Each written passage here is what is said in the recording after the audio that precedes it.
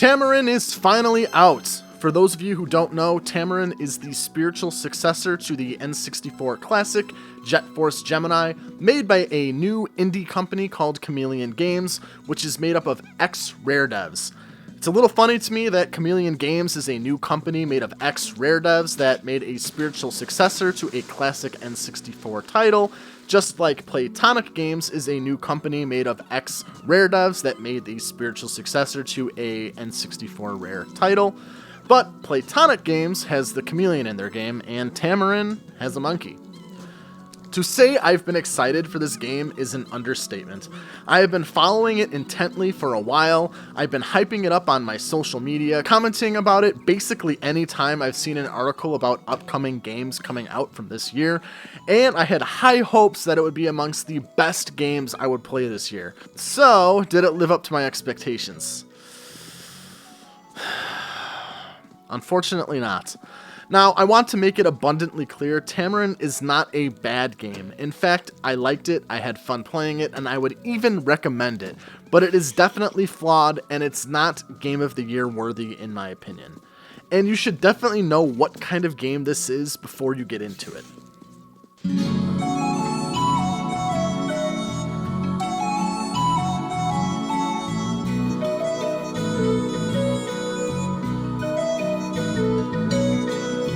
Now, if you've been looking at the footage so far, you might be thinking, this game looks pretty cute. I like the little monkey rolling and hopping around. It looks like an old school collectathon type of game. But then remember that I said it's a spiritual successor to the game Jet Force Gemini. Well, this doesn't look like Jet Force Gemini.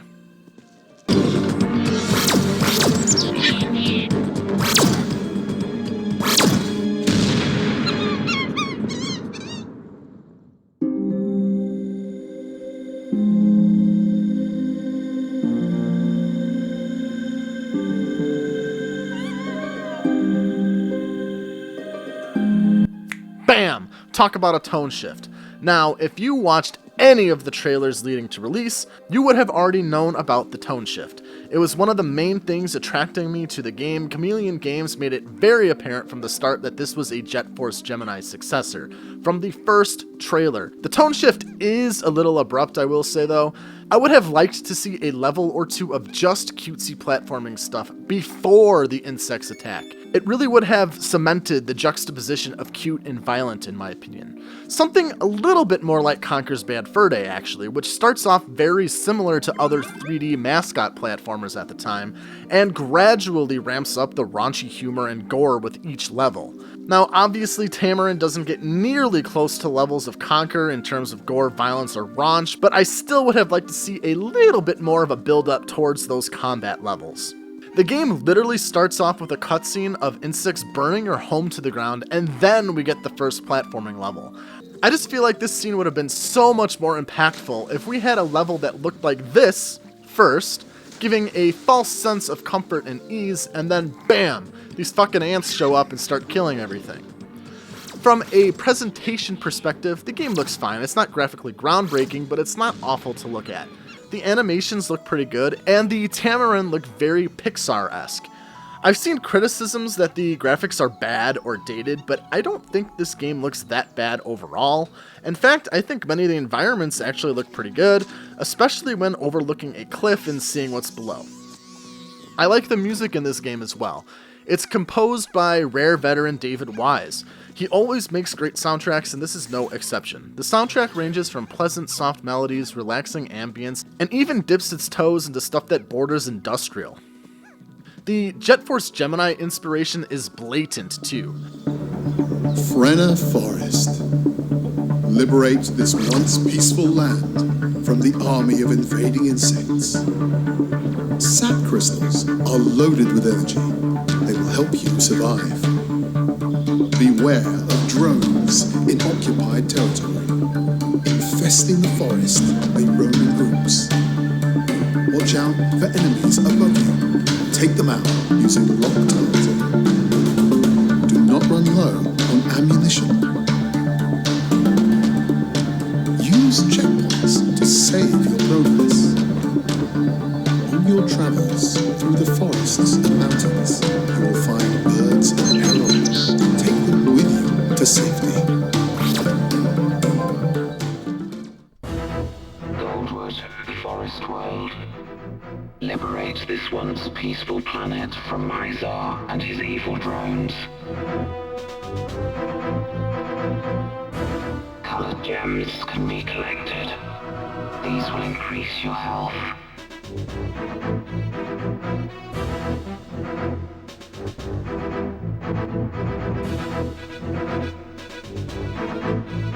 Beware of Mizar's soldier drones.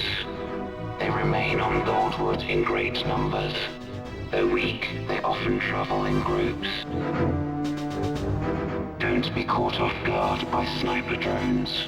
They use the treetops as ambush points. Pick them off using manual targeting. These crates contain ammunition. Collect them to increase your supplies. Across the level, you will find the tribals. This bear-like race has been enslaved by Mizar. Free as many tribals as you possibly can. When you have completed your objectives, find the takeoff pad where your ship awaits. You are now one step closer to Mizar's lair. The ant and beetle enemies look like they're ripped almost directly from Jet Force Gemini. They look and act the same, they make the same sound effects, the guns are all similar, it even makes similar jingles to Jet Force Gemini.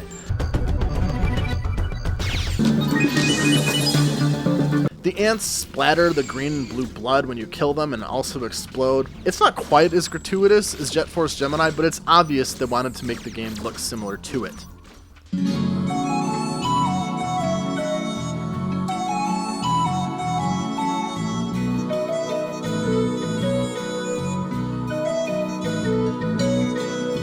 The most important part, the meat and potatoes, the gameplay, is a definite mixed bag for me though. My first major complaint is how separated the platforming elements and the shooting elements really are. I was hoping that the game would mesh these elements together, that we'd have levels where we have to jump, climb, and collect while shooting and fighting enemies. Instead, we have platforming levels and we have combat levels. The platforming levels are where the climbing, jumping, and collecting take place, and the combat levels are where the bug splattering pew-pew happens. They don't mix and mingle, which was really disappointing. I know Jet Force Gemini didn't really have platforming in it, but why make this game half platformer then? I don't know, I think it could have taken some inspiration from something like Ratchet & Clank in this regard, even if they kept the shooting mechanics identical to Jet Force Gemini. Now, I am very into 3D platformers. I love collectathons. Many of my all-time favorite games are platformers from the N64, PS1, and PS2. I even liked Yooka-Laylee.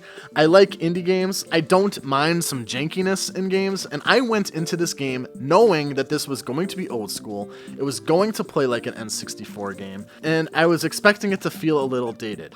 Why am I bringing this up? Because I think that understanding is important to enjoying this game. If you are going in expecting some modern style platformer with extremely tight and fluid controls, this isn't going to work for you. Platforming is a bit wonky. It's hard to judge jumps sometimes. I died several times trying to make certain jumps. You can't turn on a dime, you have to make like a little loop around, which can make positioning difficult. It's a little hard to jump on small surfaces, like on the rocks that the enemies drop on themselves, which make picking up their tokens a little difficult sometimes. It's rare that I had a real issue with the platforming, but it definitely takes some getting used to, and it does make the game feel a little dated. Which again, is something that I anticipated, but it is still a bit frustrating.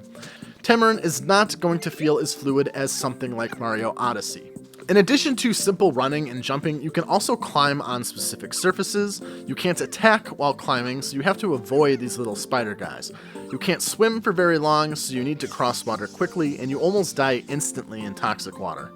There's a shield power-up that you can get later on to help with these parts. You can also lunge over large distances too.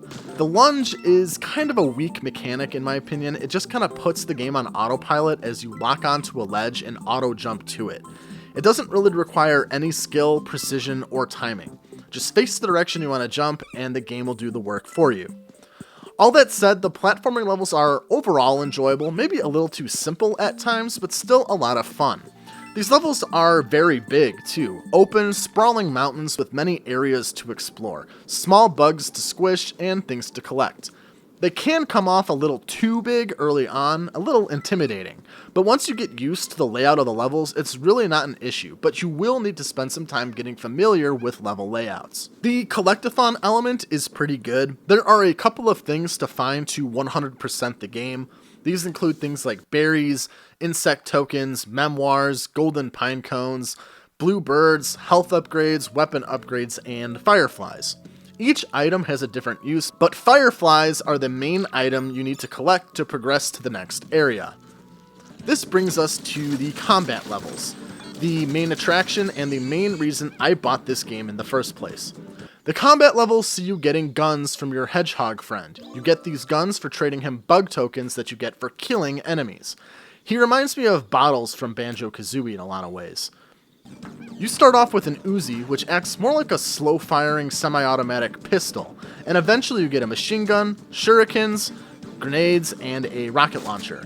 Gameplay feels almost exactly like Jet Force Gemini. It has the weird transparent lock-on aiming and blind fire mechanics, with a camera that always snaps to the center. This camera can actually get a bit annoying. When looking around, the camera will always snap back to the center. This makes aiming kinda tricky. It takes a while to get used to, especially if you're not used to these controls. This isn't a standard third-person shooter. You don't have lock strafing like in something like Ratchet Deadlocked. They are mechanics that were designed with an N64 controller in mind, something with one stick. With Tamarin, you do have the added benefit of being able to use 2 analog sticks to look around and move though, and luckily this game has very forgiving auto-aim, which is a necessity for this game. Blind firing works fine for killing ants on the ground, but you'll need to use the lock-on feature to shoot enemies up higher. You essentially get locked in place and shoot enemies aiming in this square grid. There are a few different enemy types too. Blue ants are the standard drone. Boots on the ground enemies with simple guns, the fodder. You'll eventually fight variants of these guys with shields, but hitting their shield with a shuriken will destroy it, so it's not really that much of an issue. Purple ants act as the snipers, hiding high up and shooting you from a distance. Beetles are the tanks of the insect army. They soak up a lot of damage and dish out rockets. The last foot soldier variant is the orange ant. These guys are like the black ants from Jet Force Gemini. They'll hunt down the black birds and kill them, preventing you from collecting them, just like the black ants would hunt down and kill the tribals in Jet Force Gemini. This means you'll have to replay sections and even entire levels multiple times to prevent these birds from dying. On one hand, this mechanic is true to Jet Force Gemini, but on the other hand, it's, in my opinion, the worst part of Jet Force Gemini, and it's so fucking annoying to have to replay a level to collect 1 or 2 birds that died. And you can't leave a level halfway through either. If you have to go back to a level to collect these birds, you gotta play it from start to finish. There's also these little flying drone guys that come up and fly at you. They act almost exactly like the flying drones in Jet Force Gemini, and they require that lock-on feature to kill them. A quick note about the controls is that you need to play this game with a controller. Even on PC, the devs are open and honest about it on the Steam page, and people who have tried to use a mouse and keyboard report that it just doesn't work right. Now, I think this type of game is better played with a controller anyway, but I understand that people should be able to play with a mouse and keyboard on PC if that's what they desire. So everything that I've talked about so far hasn't been game-breaking for me. The positives are generally good and they make the game fun and enjoyable, and the negatives that I mentioned are more annoyances or mechanics that feel a little dated, but don't necessarily make the game bad or unplayable in my opinion. But let's get into the big issues. First off, the story is weak, which isn't that big of a deal, but it concludes on an anticlimactic final level. There isn't even a final boss. It just ends abruptly. The entire goal of the game is to save your family. You save the last member, it goes back to your house, it's all fixed up, and the forest grows again. I kept waiting for a final boss to show up, hoping that the ending was only a false sense of security, but we really had a final challenge left. Like you rebuild your house and then this giant fucking bug shows up that you have to fight. But it never happens. I don't understand why.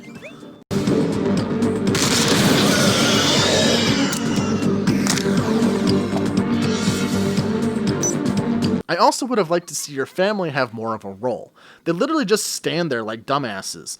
It would have been really cool if you could play as them, if each Tamarin had a different ability to aid in platforming or something. Kinda like how Juno, Vela, and Lupus all had subtle differences in Jet Force Gemini. The game also makes you play through all 3 combat levels a second time at the end of the game. New paths open up and new enemies appear, but they're all the same levels.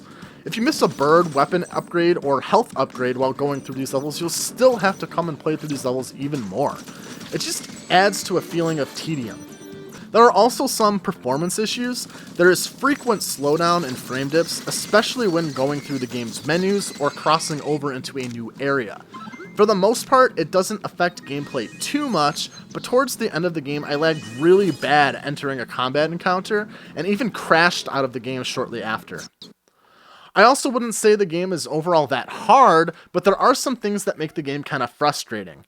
Health drops are very rare, meaning certain combat encounters are more difficult than they should be. On the topic of dying, the checkpoint system kind of sucks. You only checkpoint when you run past one of these flags, and there are a limited amount on each level, so if you use them up, you can't checkpoint anymore. And they don't recycle either, so you can't trigger another flag in a later part of the level, and then backtrack to another checkpoint and expect to be able to start there. This also means that you can lose your collectibles often too. The only other thing that triggers a save is collecting a firefly. So if you've collected a lot of other things, you'll want to make sure to either collect a firefly or find a checkpoint to save your loot. The biggest issue I have with Tamarin are some of the bonus objectives. The number one problem are these stupid coin races. Towards the end of the game, you get these challenges in which you need to race a timer to collect coins which spawn along a path. Collect all of them within the time limit and you'll get a firefly. Sounds simple, and it should be, but holy fuck is this frustrating in Tamarin. The time you get to collect each coin is so short. Briefly make a wrong turn, slide off a ledge, or miss a coin while running past it, and you will fail. They often position these buttons at the start of a location, beginning an area that you haven't explored too. So you'll find a bunch of collectibles to gather and enemies to defeat along the way, which wastes time. So you'll have to decide between collecting everything first and then backtracking to do the challenge, or collecting everything as you progress and just understanding you'll need to restart the challenge repeatedly. The hardest part of the challenge is once you collect all the coins for one section, they'll show you the next section to go to. But these visual cues are so quick and so vague, you won't know where the hell to go. I failed so many times because I didn't know where to go next to collect the next set of coins. As I've said in the past, I like difficult games, but I like games that test my skills and not my patience. Tamarin crosses the line between challenging and unfair for these coin challenges.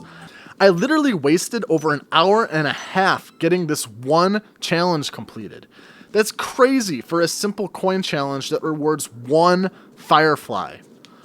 Also, at the time of this video, I have not yet collected 100% of the collectibles. I'm at about 90% with a little left to go. But my brother, who also bought the game, did get 100% of the collectibles, and he confirmed that you do not unlock or gain anything from 100%ing this game. There's no hidden collectibles, no hidden levels, no hidden bosses, no extra cutscenes, nothing. You just get an achievement.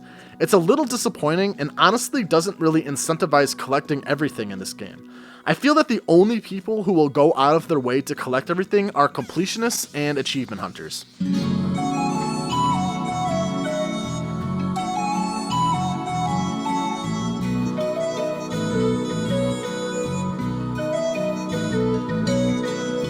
Like I said at the beginning of this video, I don't think Tamarin is really a bad game. It's definitely flawed, parts of it come off as dated, and the repetitive nature of the collectibles and level design make the game feel a little tedious.